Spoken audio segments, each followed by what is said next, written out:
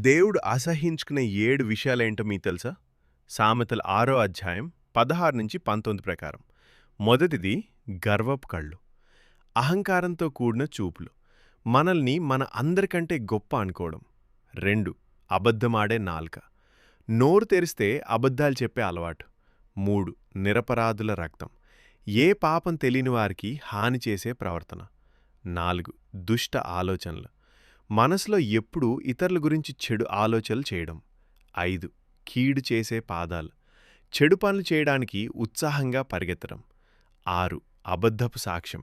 ఎదుటివారి మీద నిందలు వేస్తూ తప్పుడు సాక్ష్యాలు చెప్పడం. 7 కలహాలు పెట్టేవారు. వ్యక్తుల మధ్య అన్నదమ్ముల మధ్య గొడవలు పెట్టి విడదీసే మనస్తత్వం కలవారు. ఈ 7 విషయాలకు దూరంగా ఉండాలని ఈరోజే దేవుని ప్రార్థిద్దాం. మరిన్ని బైబిల్ సత్యాల కోసం లైక్ చేసి సబ్స్క్రైబ్ చేయండి. ఆమేన్.